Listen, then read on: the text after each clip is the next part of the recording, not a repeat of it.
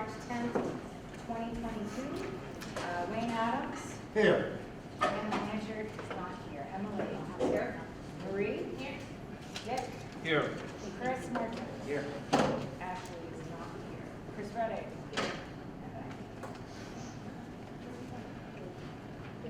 That's it. 3.28.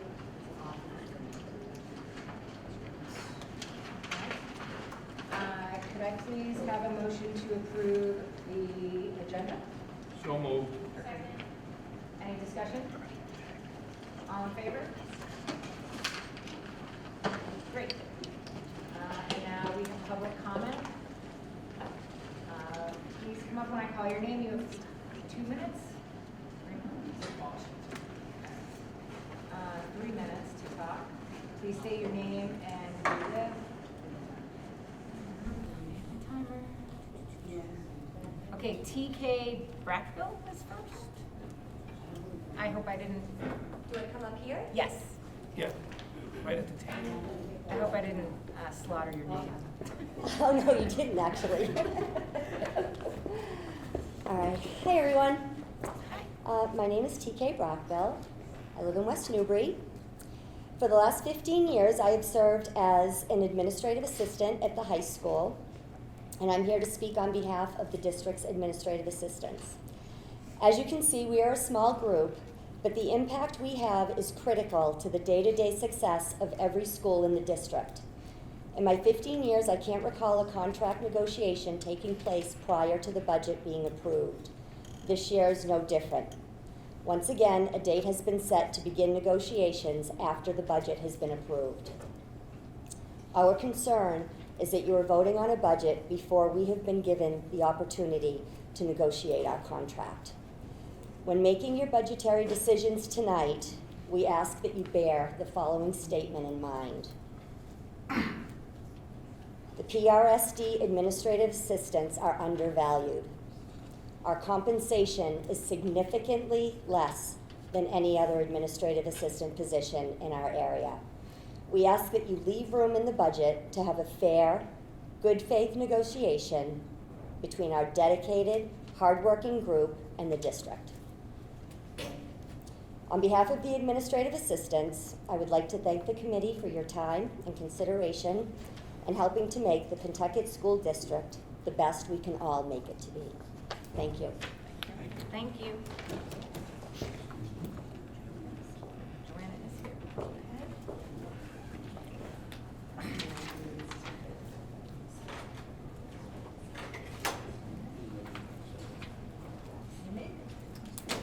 Okay, next up we have Kathy Castronellis.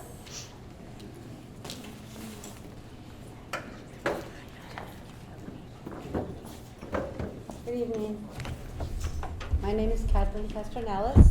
I live at 12 Hillview Drive in Groveland, Massachusetts.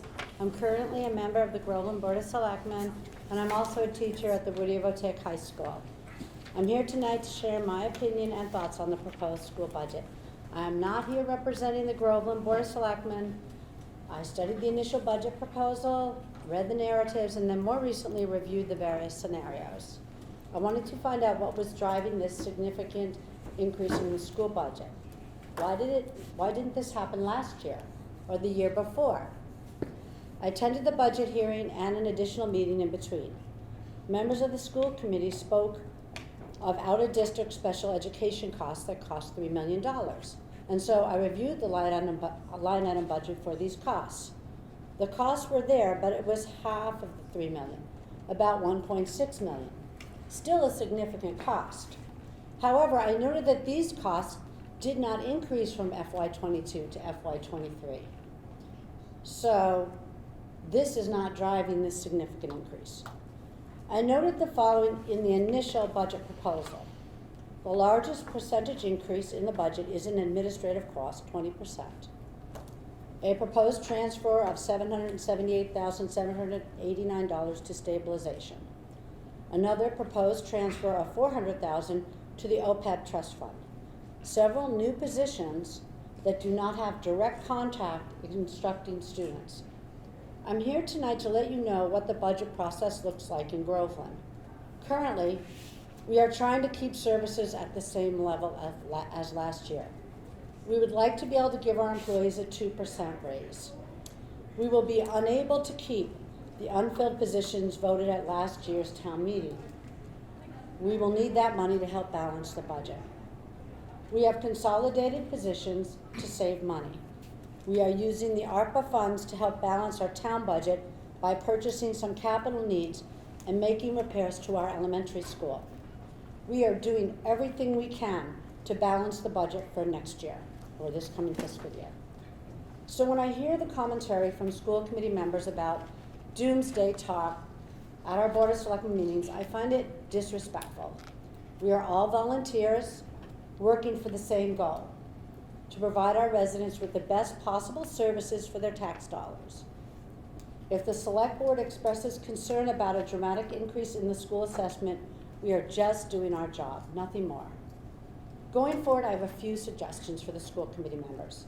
Tonight, as you review the various budget scenarios, try to consider the scenario that has the best possibility of passing in all 3 towns.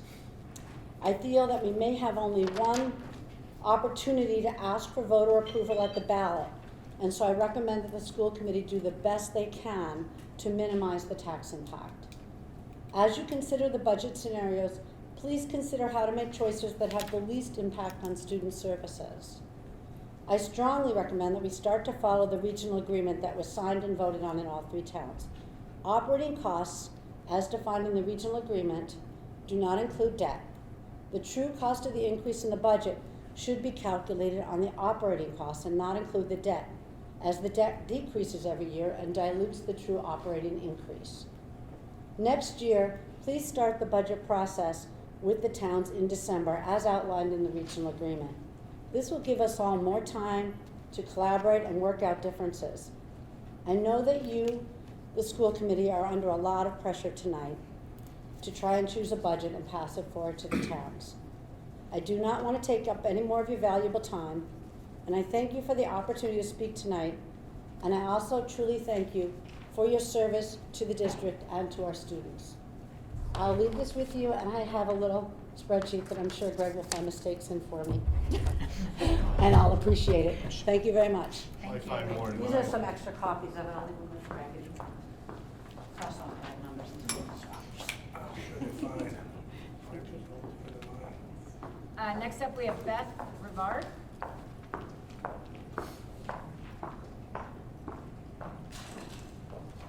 I assume that's me. I'm Ruth Bernard. Oh, I'm sorry.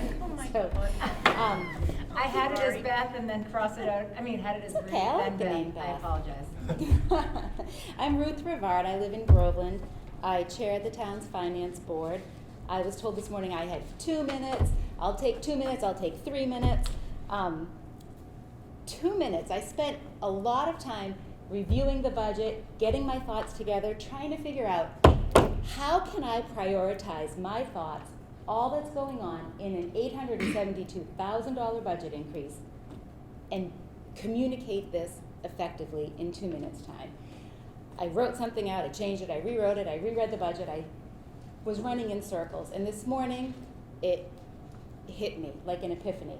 It's because it's impossible. I can't do it. In 2 minutes' time, I can't express to you all of the concerns, all of the competing factors that I'm finding in this budget. The school committee's goals that I read on the website were listed this year as: the school committee will improve and enhance engagement and communication within the Pentucket community and the governing town boards. We will meet and communicate more regularly with the finance board and selectmen around budgetary and other concerns. This hasn't happened. The only communication that I've had with the school committee this year is when I've come to your meeting twice, made a short public comment, and once I sent an email. I sent an email expressing my concern. I invited conversation. I invited the school committee and the administration to sit down with me or anyone in the town hall and look at our budget and see how tight it is and see what our challenges are, just so that you can have that in mind and compare it when you're looking at your wants versus needs, needs versus wants. Maybe some people took advantage of that. As far as I know, no one has. No one reached out to me. So I have a hard time really trying to figure out, you know, I see the town wanting to put the school wanting to put $800,000 back into stabilization. We put no money in stabilization this year for the first time in the 7 years I've been on the board because we didn't have it. And in fact, we had to take money out of stabilization this year to pay for the additional assessment for the school budget. And then I see the school putting $800,000 into stabilization.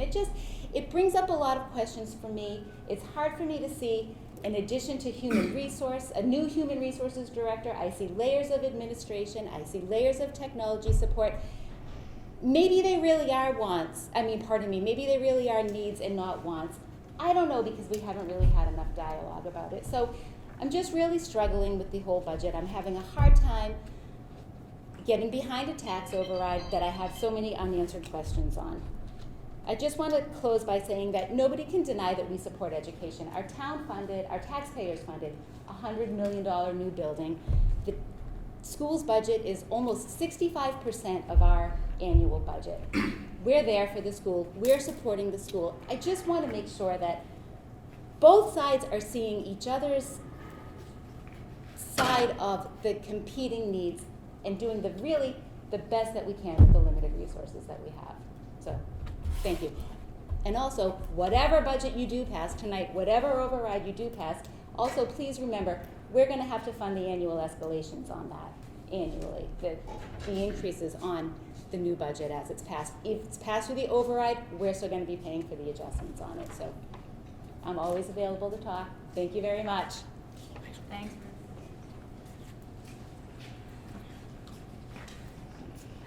Okay, on to new business, and End of public comment? that was the end of public comment. So Greg, please. I'll defer to the superintendent first in case, unless he wants to say something. No, Greg and I have had conversations, as you can imagine, we've had conversations, quite a few over the last 2 months. And we've had more recent, after the last meeting, Greg put together version 4, which is posted up on the website, and then we had conversations about version 5 and 6 now, right? 5 was your idea, 6 was after we got the GIC numbers.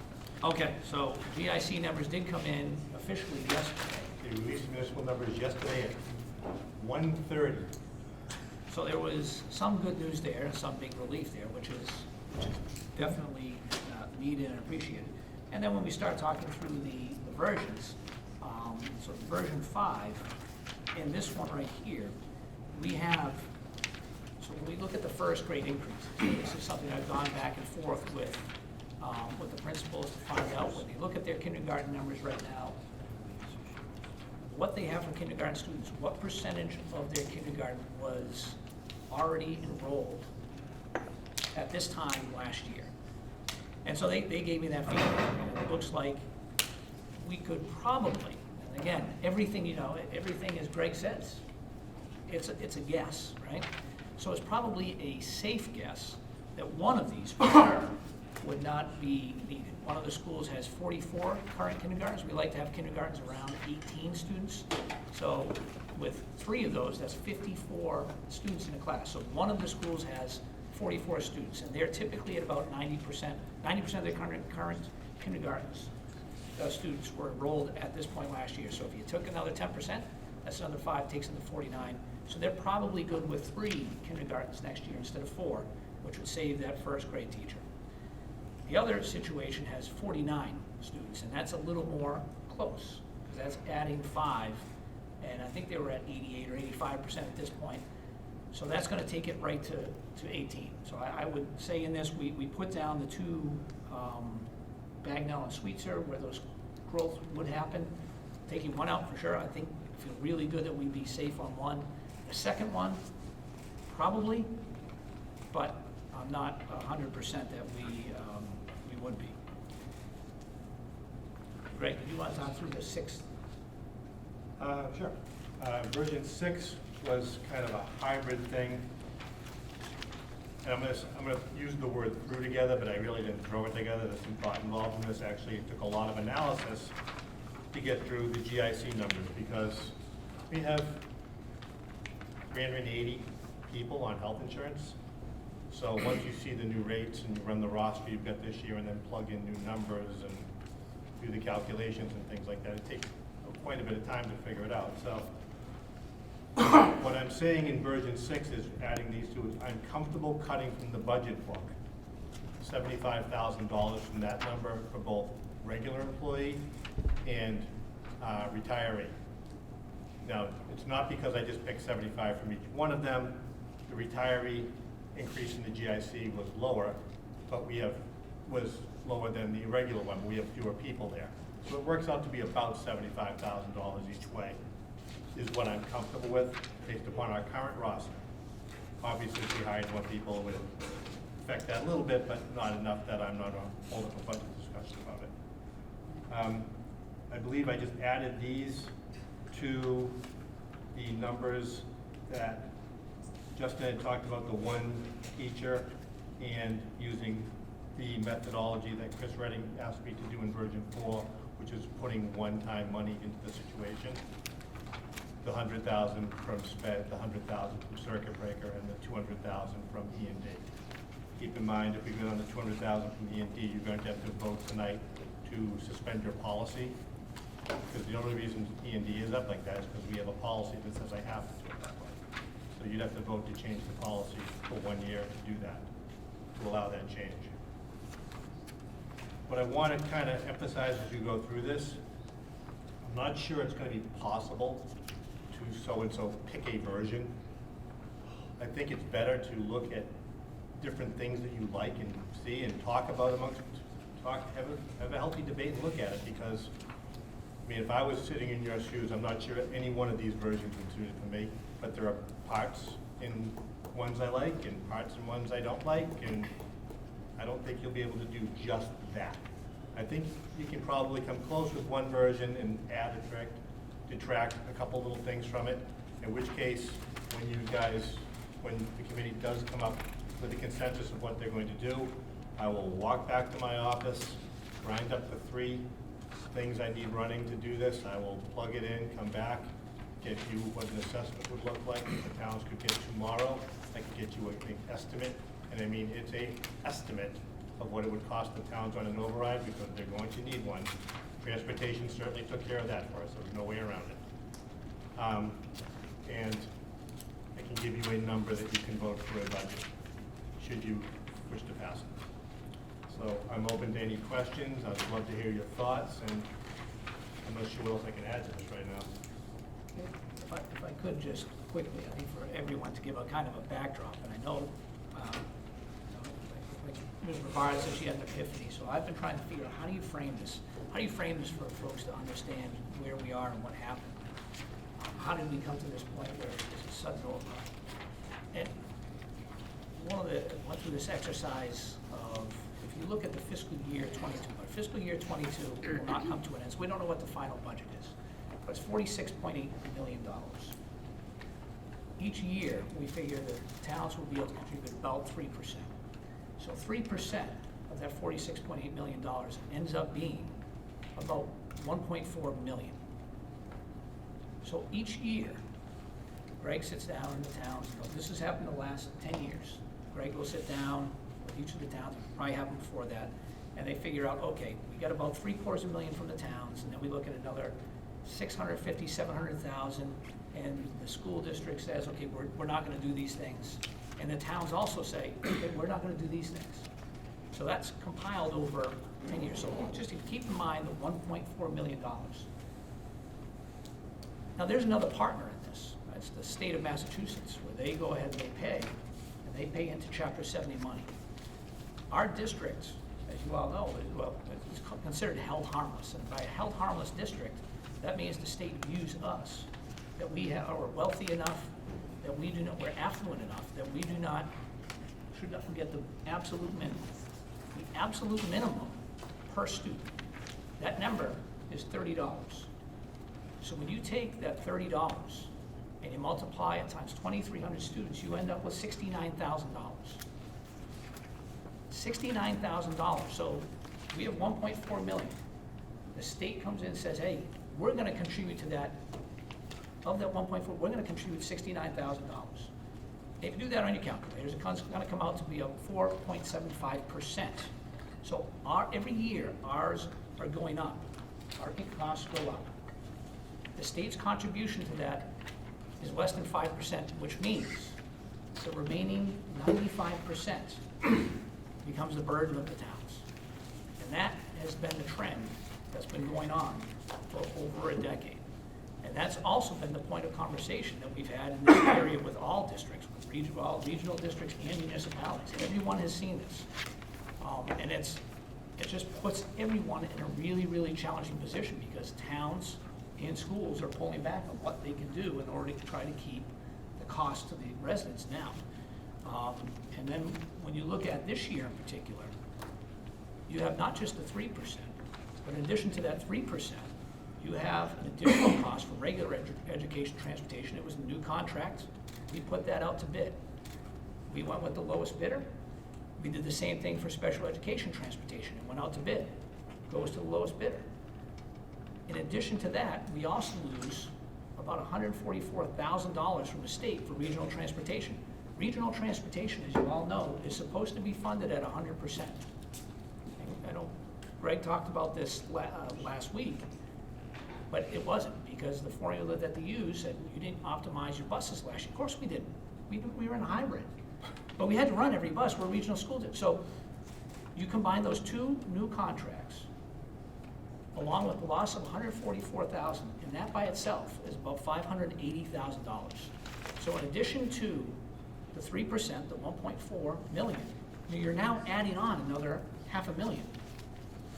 And the state's contribution to that remains less than 5%.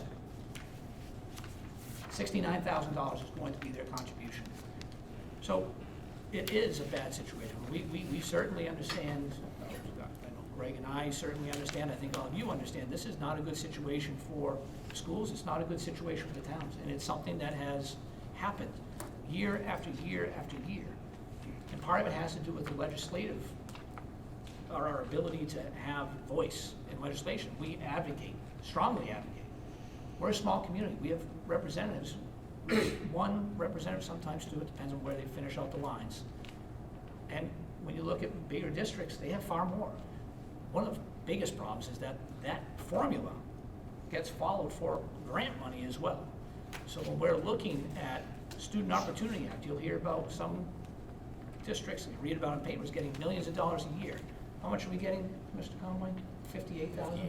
$58,000 is what we're getting from the Student Opportunity Act. So when you read about that over 7 years, the state's gonna pay out all this money. Yeah, we'll get $58,000, and absolutely every bit helps, and absolutely some of those districts receiving those funds need those funds. But this has been a tsunami that has been moving in our direction, and that is where we are today. I mean, it's both town and district have been getting hurt by this. So I guess that's more of a soliloquy than it is anything else. But I think it's important to have that as a backdrop of what's happened with school finances. Wayne? Just a quick question to Dr. Bartholomew. This held helpless at $30 per student and $69,000 total. You seemingly said that's extremely low in comparison. It's the least in the area. The second least in the area was Haverhill, and they get twice as much as that per student, or $60 per student. And the other towns, including Amesbury, Newburyport, Triton, Georgetown, and you go on and on and on, as twice that of Haverhill.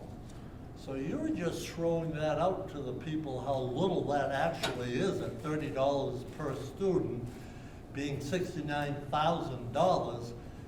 That's only half that of Haverhill, and we're a quarter of that of all the other surrounding towns. So that's a pretty significant number of how little we're helped in comparison to other towns. And I got a question for Greg as well, so everybody understands, and that Greg's pretty much in the seat that could answer it. We're just told that we had X amount of money, 100,000 or whatever, to put aside, to put in a stabilization account. My understanding on the building project, that last payment that the state gives us, they don't pay us for a year later. We have to come up with those funds to pay that. Is that correct? That last building payment for the project, the state of Mass doesn't release the funds immediately that we need to pay. Can you explain that, Sure. Greg, and let people know the way it is, why we need that money aside? Until the MSBA closes out your project, from the time they make payment until they do the final reviews, all the bills, do the final closeouts, they withhold 5% of the grant they were giving. So for us, that means until that time frame between the project actually done and the MSBA finally closes it out, we need somewhere between $3.5 to $4 million in cash hanging around just to keep ourselves running until they finally make that payment back to us. I asked that because I wanted the public to understand that that's a big chunk of money at the end of the project that we have to come up with to replace that final payment by the MSBA. The MSBA's version of retainage, like. Retainer. Like when we pay electricians, we hold back 5% or plumbers until they close out the job. So it's their version of it for us. So it's not like we're not gonna get the money or we're gonna pass it on to the taxpayers. For us, it's more of a cash flow thing, so we continue to pay the bills, that's all. Thank you, Greg. You're welcome. Yes, sir. Now, do we want to go through version by version, or do we want to go line item? I mean, I think the first thing you should do, and this is just my opinion, is if you want to put more E&D into the system, you need to vote to suspend that policy for the next fiscal year. If you do that, then you can talk about the number and stuff like that, but I think that's a good place to start with the easy one. could we have a motion? Chris? So I will make a motion to suspend the E&D policy for I think it's fiscal year. section 2 Yep, I'll look it up right now, I believe that's correct. E&D policy for the current for fiscal year 23 fiscal year budget. 23. Second. Before we actually, so I vote to suspend the E&D policy, which will be presented. They'll tell us what policy number it is, The $200,000. for fiscal year 23. You don't have to do the amount, just once you suspend the policy, then you can, whatever you do in the budget discussion works fine. Okay. So, Yep. so I want to talk a little bit about the E&D and why we put this policy into place to begin with. I think there's a couple different pieces of the discussion, and I think one of it is a much higher number than typical, because there were things that money was not spent on, but are still in the current year operating budget and in future operating budgets. It was the COVID year. Right. So I gave an example of, the basketball team played half the number of games, so they didn't need to have as many bus runs as things like that. That's a small number, but there were many instances where that happened. There were a lot of clubs that didn't take place. There was only half the people in the school every other day, or every day. So I think the number is large. It's much larger than we typically have. What do we typically have? Normally it's the like in the mid to high threes. Right. So the second thing that I wanted to say about E&D is that E&D ends up as an excess for whatever reason. This was because of COVID. But to put that into a budget, to me, doesn't make sense, because you're not going to have it every single year, and you're putting it towards essentially operating expenses. So that's like using today's paycheck to pay tomorrow's bill. But then tomorrow you're not going to have a job. So that doesn't make a lot of sense in my opinion. So I think the proposals for the E&D make sense for this one time. I don't think we should go beyond what you're proposing, because I do think we have to keep in mind that we're not going to have it to use again and again. When I first got on the school committee, we used E&D every year to balance the budget. And in hindsight, that didn't make a lot of sense, and that kind of dug us into a hole where we started having to lay off administrators, and we really collapsed things. So that's my opinion on E&D at this point in time. Okay. And so there was a motion on the floor. For And E&D. who seconded? I did. Oh, Emily seconded. Oh, sorry. Do it loud enough. Just for clarification, it's policy DBS, and it's section 2, the budgeting of excess and deficiency funds. Okay, does anyone else have anything they want to share? Yes? Just a question for Chris, to paraphrase and to clarify, you say you're dead set against it, other than for this year. Is that what you're saying? You're dead set against Yeah, because I using think- those funds either way, I think it's a- except this Yeah, year? I think it's a bad habit to get into. Right, no, I agree with you, I Right. don't think we have. But to I do think that what's unusual this year is that the reason that we have such a larger amount is because last year, well, really the past 2 years were crazy and weren't Right, because typical, of the normal. So, Okay. All in favor of suspending policy DBS?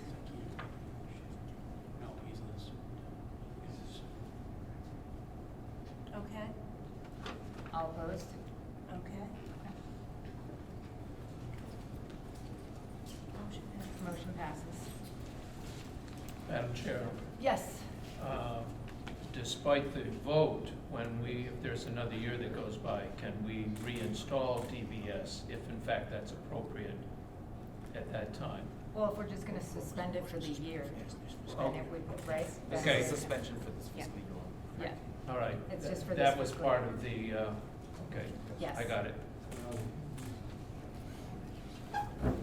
okay, so we will be using the E&D. Right. Does anyone want to talk about version 1?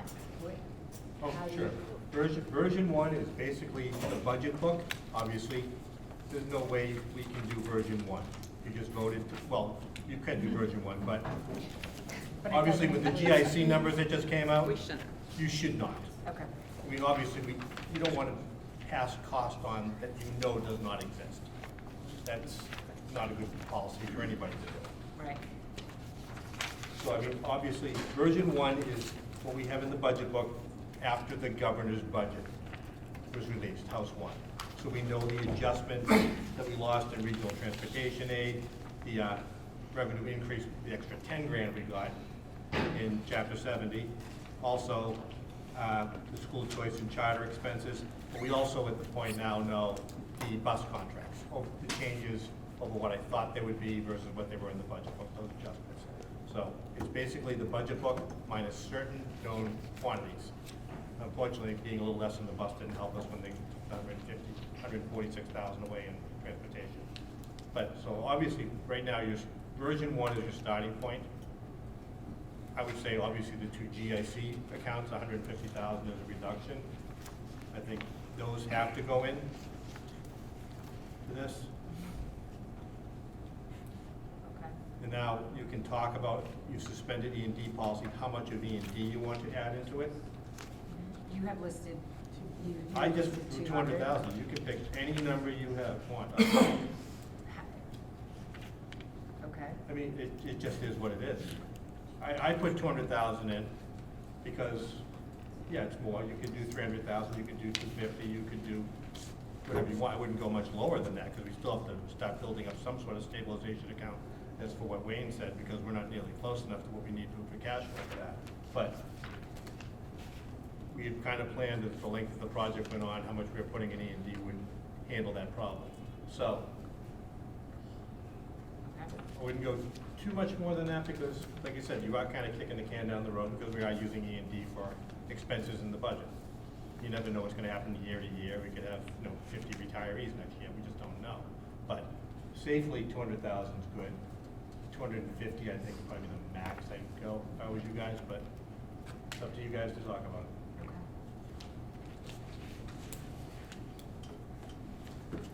We're gonna- Keep going through the versions. Yeah, we want to keep going through, I mean, At least 4, 5, and 6. Okay. yeah. I mean, do we The- want to go the, line item? How about we do the infusion of funds part of it? Okay. That's kind of on the same theme as E&D. We can throw, as I mentioned, a couple of the versions, an extra 100,000 from circuit breaker into the system.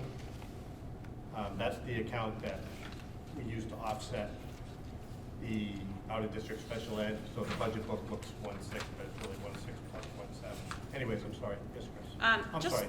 Oh. Yeah. What am I doing?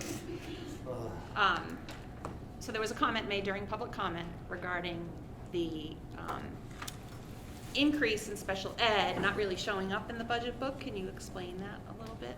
Oh, yeah, we took more money out of circuit breaker to offset it.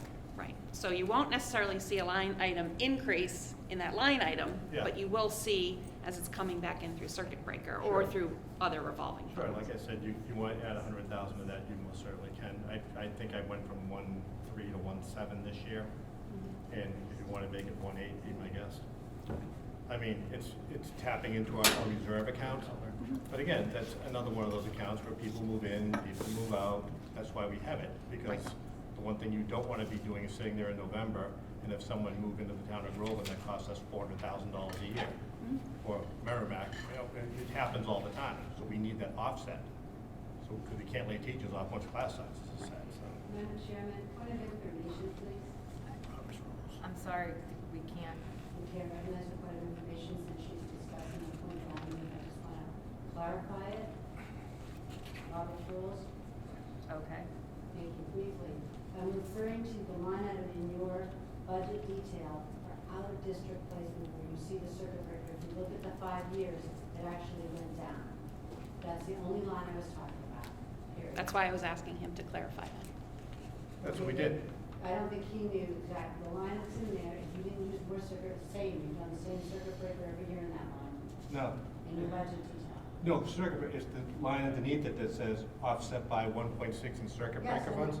If you look like last year, it might have been 1.3 or something. Right, but I'm saying that it went down from FY '22. The amount the district is carrying went down, according to your budget. Oh, you're just looking at the actual numbers that we put into that budget, they're I'm offset looking things. at the actual numbers. Yeah, but I'm saying, if I put actual numbers in, last year it might have been 3.4, and this year it might have been Oh, 3.8. I'm sorry, Madam Chair, I didn't mean to distract you. My point was simply, I'm just reading from Yeah. your line item. I'm not making up the information. Oh, no. myself. Okay, I understand. That's all. Yeah, but I just, Yeah, so I proposed as an offset for your consideration to take an additional 100,000 out of the circuit breaker line. Why'd you pick 100,000? I could have picked 110. I was just, Yeah, I'm very just crazy. simple. Yeah, these are scenarios I'm putting together. You're settling on a round number. Yeah, I'm settling on a round number because we're just pulling more money out. I couldn't say Yeah. this one child or one student or Yeah, anything like that. gotcha. Same thing with special ed transportation. With the new bid, it allows us a little more flexibility to team up with other towns we didn't have in the prior contract. So hopefully we can find other local towns going to the same places we are going with more frequency than we can now, and hopefully, you shave a couple combine a couple single bus runs into 3 combined bus runs, you can save $100,000. It's a risk, yeah, but I think we can pull at least a couple of them off. We've had some inquiries about it, and a couple towns seem interested. So if we can find 3 partners, I think that's doable as well. And is this in any version here? Or are you just? No, it's in a version. Okay. Is that the line 231? Yeah, that would be, Oh, sped here, yeah. yeah.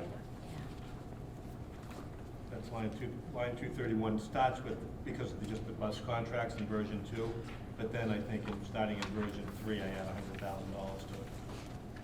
Yep, you did. That's interesting.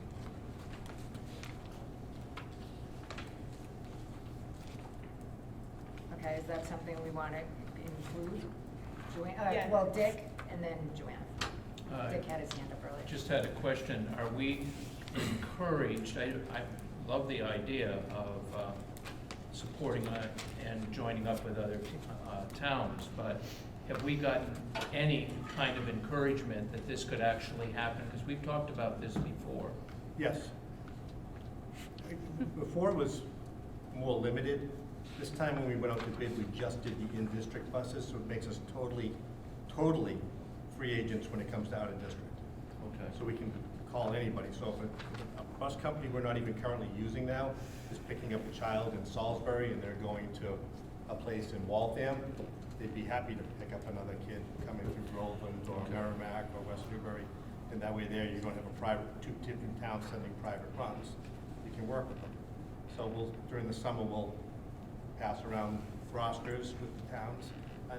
the other towns and school districts and see what we can do, but I feel confident. Just to be clear, when Greg says pass around rosters, what he's saying is Director of Student Services who oversees special ed will communicate with other Directors of Special Yeah, Education. we'll pass around the rosters. Well, if he's encouraged, I'm encouraged. Thank you. I think we can pull it off, yes. Joanna? I think I was gonna suggest, you were just about to suggest, which is like, do we just wanna like agree on On the items thing. as we go along? And then, you write it down. And you can write them down and then we can, does that sound like a way to tackle this? Chris? I personally think version 6, or, yeah, version 6. To me, version 6 has the most items that I believe have the least impact on students and have accounted for the change in the insurance, have accounted for the change in the kindergarten. So I'm wondering whether that actually makes sense to discuss those, which we've already kind of done a couple of those items, but with our target to settle on version 6. Yeah, sorry. I was looking at 6. Is there anything that's notably missing from that for people here that they would like to see from any of the other versions that was an issue with that in 6? I only ask because that's the one that I was sort of fixated on. Yes, you may. The circuit breaker, Greg, on version 6, that 100,000 from circuit breaker. It's not there. Is not Yes, there. it is. It's 99,000. 230. Oh, I'm sorry. He had to When round he it says up. around- It's when he not says exactly around- 100. He had to round to All right. If balance. I had the bottom, it should be 34 cents at the I knew bottom. exactly why that Not changed. 66 cents short. Yep. I think like Greg. I'm not gonna have it 32 cents at the bottom, not gonna happen. Joanna? So version 6, it only has the reduction of one kindergarten teacher versus version 5 has 2 kindergarten teachers being reduced. Yes. Do you wanna speak to that? Sure, Joanna? sure. It's a risk. Yeah. It's an if then. So if there is an additional need for a position and we remove a second one out, then what happens is we will be looking somewhere else. So it might be a retiree that in the high school, I think we have 2 or 3 between the secondary and 1 in elementary, and we just may not replace that position in order to fill that position.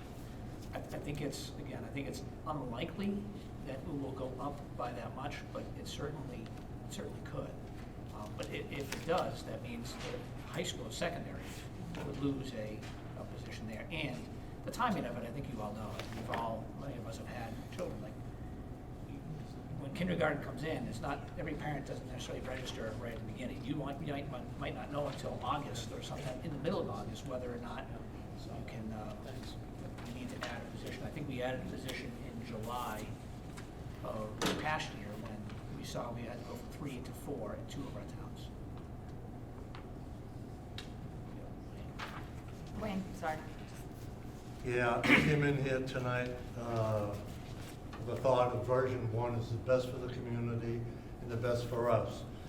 I didn't realize insurance was coming in yesterday, and Greg's had just a few hours to do some more calculations, and the calculations are actually more favorable, which is a good thing for everybody involved. I think we're all in this to get the most for the least and keeping in mind the students, and I gotta let everybody know that our 10 years here, we haven't had a override, and the town has worked real closely with us and cooperatively with both the superintendents we've had for the last 10 years, and done everything they could in their power to make sure we got what was necessary to provide for the community and invest in the students and the community. And the school committee, as far as I'm concerned, I don't want to speak for everybody, has recognized the cooperation from the town finance directors and the selectmen, and to be totally open and honest. And the budget actually has gone through a little, not too bad over those 10 years, and we have kicked the can, but I want to bring it back into what's it going to cost. And I agree 100% now that the insurance came down, lowered it some more. And I agree with Chris Redding And right now, as it stands, when I compared Mr. Hodges with myself, Groveland and Merrimack, which is the two that affected most, that $997, that's what it's gonna cost a month for Groveland on average. And that's approximately 33 cents a day. That's Can I what it's just- gonna cost. Just as a quick point of information, remember, I'm just making this up as a guess. Yes, I know, I Okay, realize I mean, that, this isn't specific. I have but no idea, a since town can do whatever they want. but You're okay. presenting it in a manner that this is your best educational estimate at this point in time. Okay. Just like it was when it was a little high, because insurance came in a little lower. And for me, in Merrimack, I'm midway in Merrimack at 65 cents a day, or 1985. I think for the best for everybody is indeed to go with version 6 at this time, even though, as Greg just pointed out, is not an absolute.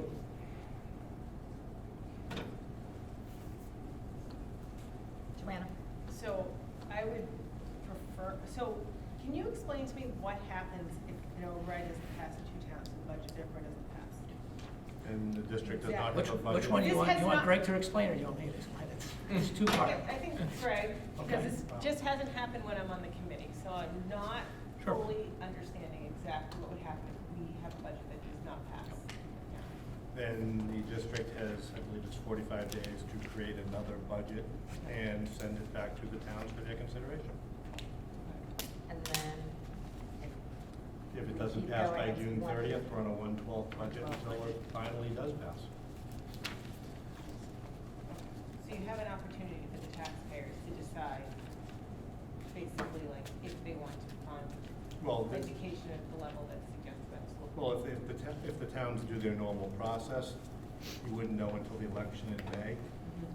So basically, at that point there, you're going to 1/12. Because even with, you sit down 45 days, send another budget, you're at the, then they have time to act on it, review it. So you're into July, so yeah, you're going to 1/12. And how does that affect you being at 1/12 for a few months until we get a budget? Luckily, it's summer, Yeah, there- because that's when our cash flow is the lowest. There is a level of notification we will have to provide some employees to give them a heads up. Yeah, what it if- does stop you if from doing that- though is hiring new people, that type of stuff all comes to a grinding halt. Yeah, so that's what I want to avoid. So Sure. I'm very concerned about sending a budget to the towns that could then not pass in two of the three towns. So what I'd like to at least see on version 6, I would prefer to add in also the other salary for the reduction of the kindergarten teacher. So this only includes 83, I think it should also include 80 in version 6. Line 80. And then, so instead of the one Line teacher, 80 in the two version 5 teachers. as well? so version 5 has lines 80 and 83 versus version 6 only has line 83. Correct. So,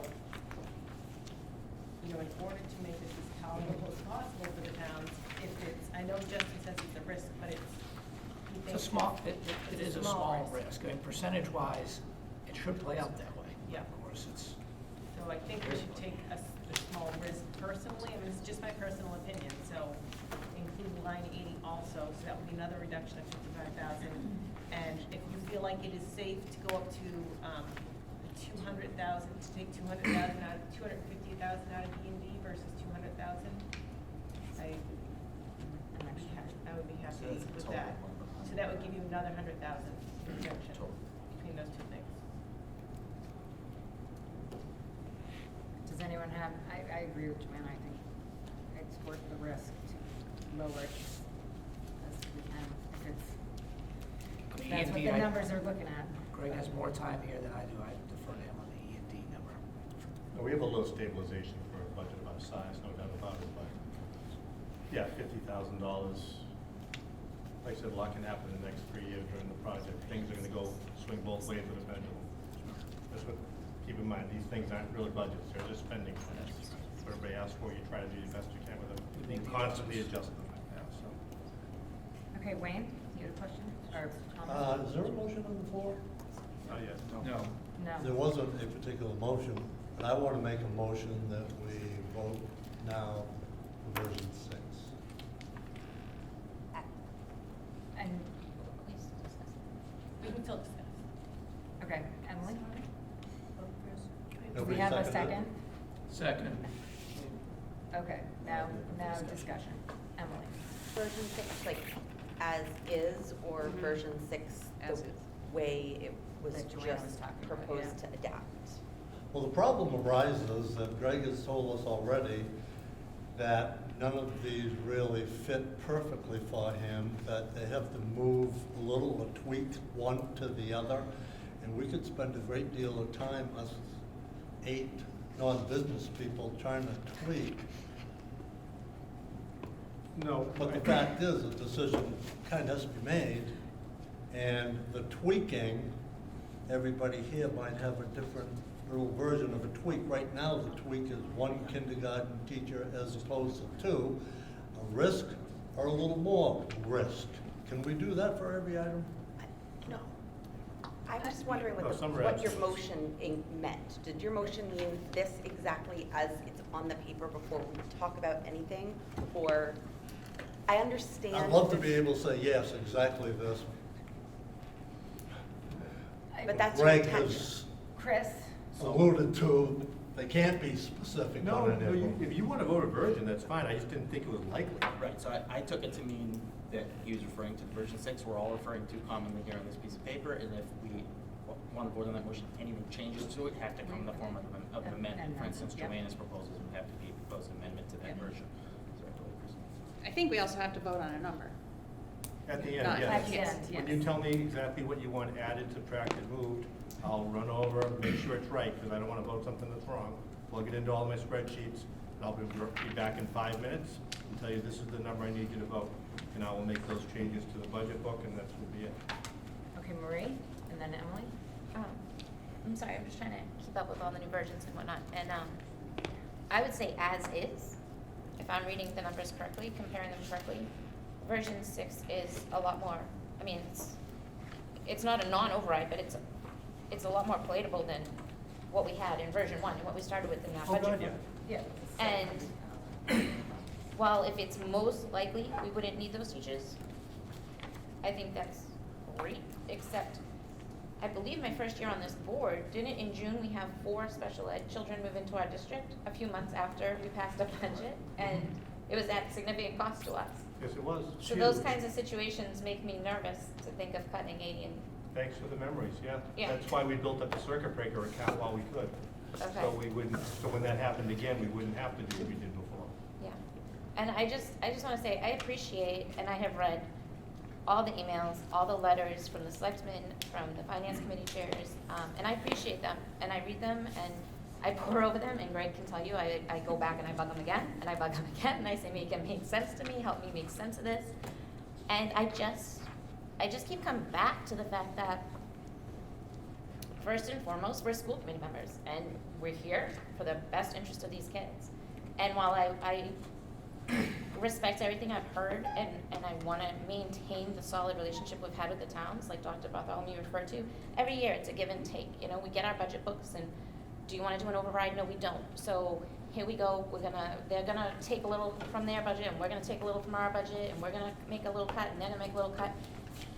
But then when I see those numbers on that chart, that's not where I want to be as a district either.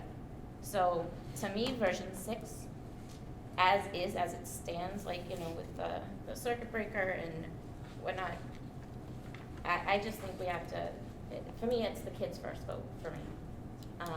And I think, like I said, it's not a non-override, but it's not the 616,000 to Groveland override that version 1 consisted.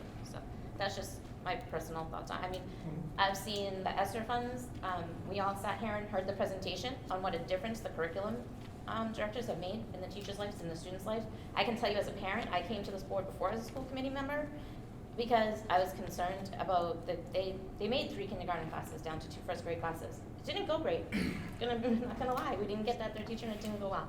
I've also sat as a parent in classrooms on curriculum nights and felt horrible for the teacher that was presenting to their group of parents for the year that they didn't know what curriculum they were gonna use that year. That's what every parent wants to hear, but it wasn't on there. They didn't know. They weren't guided. They weren't told. And I see what Ms. Hogan said to us at the presentation, what Mr. Conway's presented to us, and the difference that that's made for our kids. And that's not stuff I'm willing to give up if we don't have to. Emily, So, and then Chris. my question, I mean, I agree with a lot of things that are being said, but my question, Greg, is you had thrown out 250 as the highest you would go. That would bring us back into a normal thing and still keep me on that track to keep the reserve to cover the shortfall in the construction project until we get reimbursed. So I would like to see us consider that addition to version 6 before we talk about the additional teacher. Moving in line 80 is really the easiest way for me to say that, like the additional teacher being removed. Just for a million of things that I've already said, but I absolutely agree with Joanna, like, you know, and I mean, yes, we, of course, this, like, we're doing this for all of these students, whether they're, you know, belong to us or not.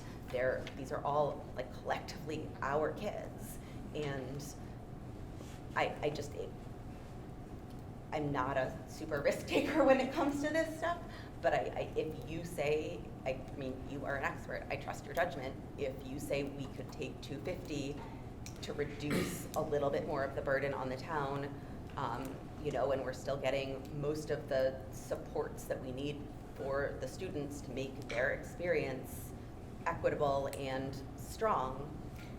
Again, that's not a personnel issue, that's just a cash thing, so, yeah, it doesn't affect positions one way or another. It all does is affect assessment in town. Okay, so the motion on the table is to approve version 6 as is, and Point of order, I think what you should do is if somebody wants more things, like we should amend motion 6, because then what would happen, version 6.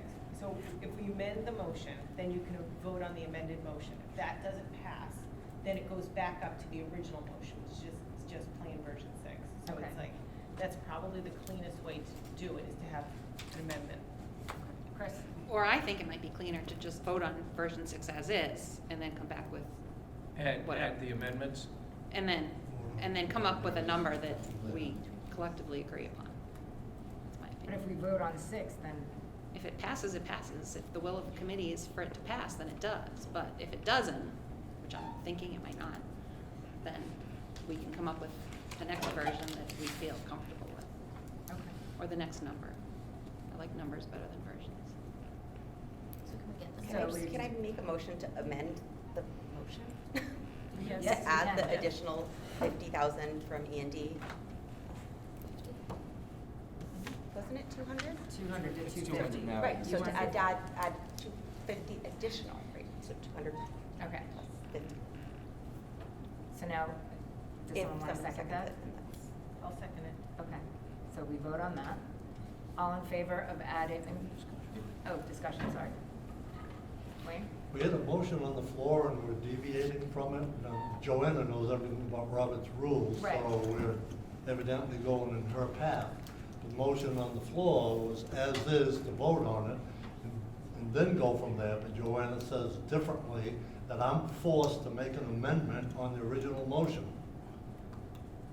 So You're the not motion on the forced. floor for 6, she wants it. We're voting on the amendment right now, We're voting Yeah, on the amendment. right, I know. that's but what I not mean. your original motion. That's right, we're deviating by going to the amendment now as opposed to voting on the original motion.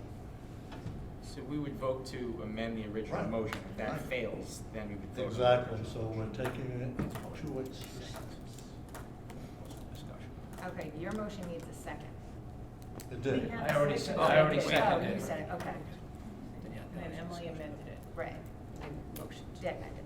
Wayne last week asked me to look at this from a practical standpoint. If we went with the version 1, I went in and took a look, as my house is assessed for $389,000. So I looked at this, and that would be 1658 And I can just tell you, there's no one in Groveland that I've talked to that would want to pay that much extra. And whether I can afford that or not, I know there are people in Groveland that cannot afford that amount of money. So by the time we get to, and then option 2, it just about nullifies all kinds of staff. And if we're gonna nullify staff, then that's a huge impact on students, and that's why we're here. That's what the school committee's all about. We're about students. So I get to version 6, and I find that if this goes through, I'm probably gonna have to pay $9.87 extra. I think that's a much more reasonable figure, because one of the things that regardless of what we do right now, this still has to be sold at a town meeting. So if I stand up and make the comparison of $16 a month, almost $17, compared to $9.87, and some will be above and some will be below, I think we've at least given some people something to chew on. Also, the other thing, and this is a criticism of our legislature, we have a legislature that is not friendly with regional schools, and yet we keep voting for the same people. That makes no sense to me. No sense at all. So, enough said. That's the last political statement I'll make. But I'm very much in favor if we get to the point where I think we could sell, I don't know. There's 3 kinds of knowledge: things we know, things we think we know, and things we need to know. I think we could possibly sell version 6 to the town of Groveland.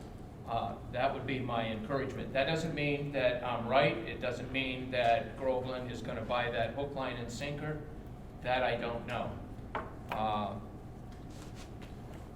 And we've done a lot of things in Groveland. We bought a brand new ladder for $900,000. That's a lot more than anything we're talking about here. We were deceived with Strawberry Fields that was assessed for $900,000. The town bought it for over $3 million. So if you want to know where the money is, it's already down the railroad track. So that's something at town meeting I will probably remind Groveland people, particularly when we were deceived. There was at least 2 or 3 people that knew that, kept silent, and never said a word. And I abstained because I smelled something was off. Something was off. So I've seconded version 6. I don't know where we are right now in terms of amendments, non-amendments. I kind of like adding amendments after version 6, but that's just me. I'm 1 out of 9. So this is not a school funding comment, but just in general, I do want to point out that our legislators that work for our towns that we do vote on have been supportive of our efforts in here. And they're a minority. That's my issue. Yes, it is a numbers game for them, and we just don't have the numbers. Okay, so what we should do is vote on the original. No, you can't. No, you have to vote on the now? amendment. Okay. So we're voting on Emily's amendment to make the $250,000 from E&D? Correct. Basically to make Correct. this $50,000 closer to what we hope can pass in all 3 towns. Okay. Any discussion on this? Joanne?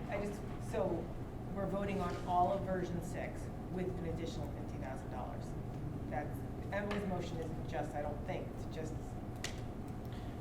I think That's if what you I'm vote- hearing. Yeah, if you vote on this, it's voting for motion version 6 with the $50,000 additional removed from E&D. Chris? But in the same way, if you vote for this, you eliminate the possibility of having additional items like Joanna had recommended. That's right.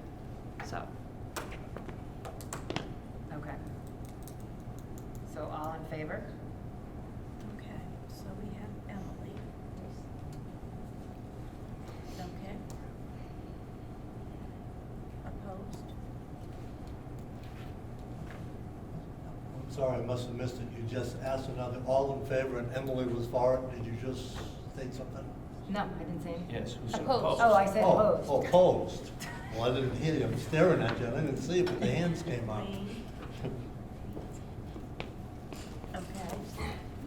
Abstained? Chris Markins, how did you vote? I voted for it. You voted for it. Okay. Motion failed. Okay. So that was on the amendment. On the amendment. Correct. Chris? Perhaps we should vote on the motion that's on the floor, version Okay. 6. And all in favor of Wayne's motion to approve version 6? So we have Marie, Dina, Dick, and Wayne. Okay. All opposed?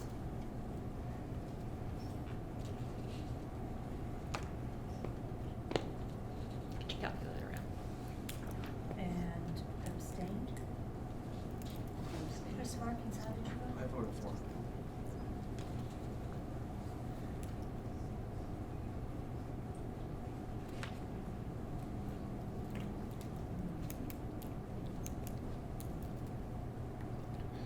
Motion passes. Okay. Okay. Do we have to vote the number? We should vote a number. Now I don't have to go back to my office. You're just gonna pick the number that's at the bottom, 49, 295, 417. Okay, where is that number? Version Version 6. 6. Here, it's the bottom. At the bottom. Second to last page. And the adjustments will be made as listed. Do we have a motion for that? To pass that particular number. Yeah. I need to see, I need to see a clean motion for the auditors. Okay. Budget numbers. I make a motion for our new total FY '23 budget amount to be $49,295,417.34. Just leave it at 417. Okay, $417. Do I have a second? Second. Is there any more discussion? Chris? I'm gonna vote against it, and I wanna say, because I believe that we should have put the extra 50,000 in for the E&D and the extra 50,000 for, the teachers, because, like, I feel like if we have to add that kindergarten teacher, there could be $50,000 worth of movement somewhere else to cover that, but if the will of the committee is to go with that number, then that's everybody else's decision. Okay. All in favor? You're voting on version 6, the number, That's just the number for version 6. which is what you just voted on. Right. Okay, so Marie, Dina, Chris Markins, Wayne, and Dick. Opposed, Joanna, Emily, Chris. You might have a problem doing what just happened. What do you mean? So you have a 9 total vote, right? We're down. No, but I'm saying if Chris, Emily, and Joanna vote against it. We're shy. But one from each town. 1.13. By one person. So right now, the majority vote We should have one vote. Because is 3.94. 7.87 is the total. Okay. Right. See, if 3 people don't vote against it from Groveland and Merrimack total, that doesn't. Yeah, but we're missing a Groveland. Motion passes. All right. Okay. Thanks, everyone. Oh. Can I make a point of information, please? If this budget has just been voted as passed, and you don't have a version 6, we never saw it, can you just, please, since we're here, briefly summarize what that means? Is that It's the, appropriate? sure. It's the original, well, it's the original budget book, obviously, minus out what you see in version 1, which were the changes from the governor's budget when he came out, as well as the bids for the bus transportation. On top of that, don't think you'll see it, will be, $99,999 more from circuit breaker, $200,000 from E&D. Yeah, but I don't think that gives the information they need, Uh, because it doesn't give the breakdown by town, correct? Would it be help you if I just gave you a copy of it afterwards? Yeah, but There this you go. this doesn't give the breakout by town. We don't have that page, or No, it two-page doesn't- thing. No, I have to create assessment sheets off of it.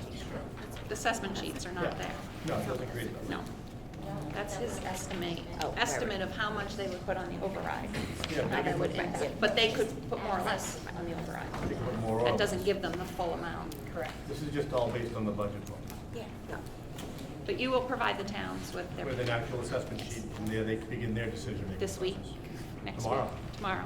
It has to be, because Groveland and Merrimack requested it by Monday for their selectmen. So the numbers they're looking at are not their assessments.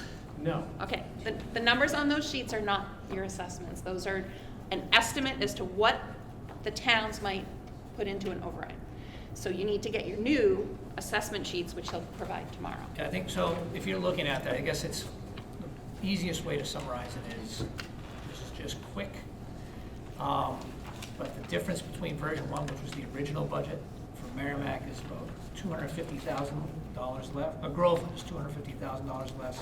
Merrimack is $227,000 less, and West Newbury, $163,000 less than what the original budget was. But again, that's the estimates coming out when you compare 1 to 6.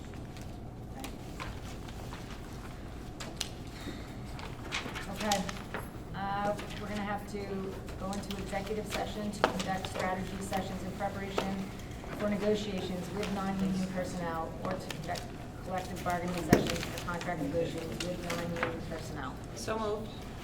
Second, will we be back? We will not be back. Roll call, Wayne? Yes. Dick? Yes. Joanna? Chris? Marie? Yes. Emily? Chris? Yes. Okay.